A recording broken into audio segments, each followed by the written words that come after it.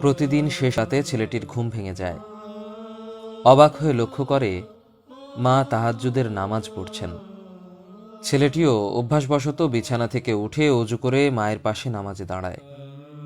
মায়ের সাথে নামাজ পড়ার সময় সে একটা ব্যাপার লক্ষ্য করে। মা নামাজ শেষে মোনাজাত করছেন, কেঁদে কেঁদে আল্লাহর কাছে দোয়া করছেন প্রতিবেশীদের মঙ্গলের জন্য, তাদের গুনাহ মাফের জন্য, কিন্তু নিজেদের জন্য খুব বেশি কিছুই প্রার্থনা করছেন না। এভাবে বেশ কিছুদিন যাওয়ার পর ছেলেটি তার কৌতূহল দমিয়ে রাখতে পারল না।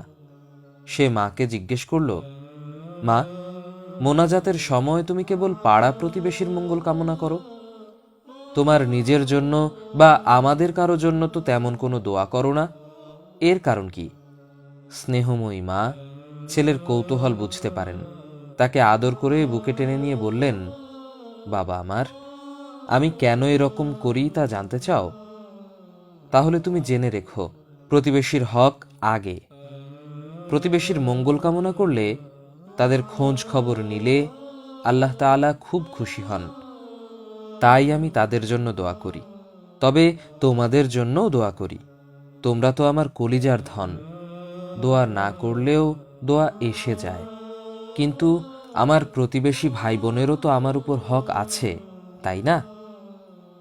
ছেলে এখনো মায়ের দিকে তাকিয়ে আছে। ব্যাপারটা বোধহয় তার পরিষ্কার হলো না। বিষয়টা বুঝতে পেরে মা আবার বললেন, শোনো বাবা, হাদিসে এসেছে যে ব্যক্তি আল্লাহ ও আখেরাতের প্রতি ঈমান রাখে সে যেন প্রতিবেশীর সঙ্গে সদাচরণ করে। তুমি যদি তোমার প্রতিবেশীর প্রতি সদাচার করো, তবেই তোমার জান্নাতের পথ সুগম হবে।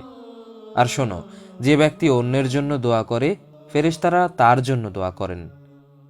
প্রিয় দর্শক, আপনারা নিশ্চয়ই এই মহিয়সী মা ও তার ছেলেটির পরিচয় জানতে চাচ্ছেন। তাহলে শুনুন। এই মহিয়সী মা ছিলেন আমাদের প্রিয় নবী হযরত মুহাম্মদ সাল্লাল্লাহু আলাইহি ওয়াসাল্লামের কন্যা হযরত ফাতিমা রাদিয়াল্লাহু তাআলা আনহা, এবং যে ছেলেটির কথা বলা হলো তিনি হলেন ইমাম হাসান, হযরত ফাতিমারই আদরের সন্তান। মানুষের ভালো মন্দ, শত্রু মিত্র, উপকার অপকার এসব কিছুই নির্ভর করে প্রতিবেশীর উপর।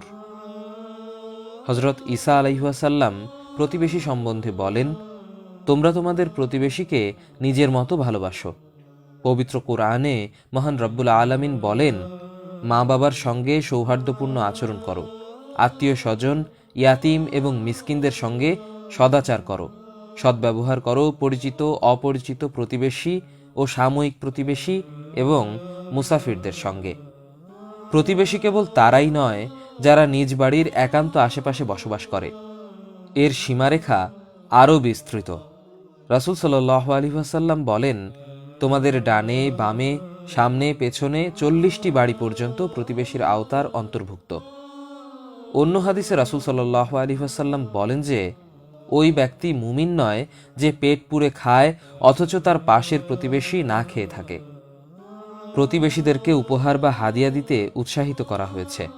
হাদিসে এসেছে, রাসূল সাল্লাল্লাহু আলাইহি ওয়াসাল্লাম বলেন, হে মুসলিম নারীগণ, তোমাদের কেউ যেন প্রতিবেশীকে হাদিয়া দিতে সংকোচ বোধ না করে, যদিও তা ছাগলের খুরের মতো নগণ্য বস্তুও হয়। সুতরাং আমরা যদি পূর্ণ ঈমানদার হতে চাই, তাহলে আমাদের সকলের উচিত প্রতিবেশীর সাথে সদাচরণ করা এবং তাদের সাথে সব সময় হৃদ্যতাপূর্ণ সম্পর্ক রাখা। আল্লাহ আমাদের সবাইকে কবুল করুন, আমিন। আমাদের ভিডিওগুলো ভালো লাগলে আমাদের ইসলামিক স্টোরি, ইসলামিক গল্প পেজ লাইক দিতে পারেন এবং আমাদের YouTube channel Islamic story subscribe করতে পারেন।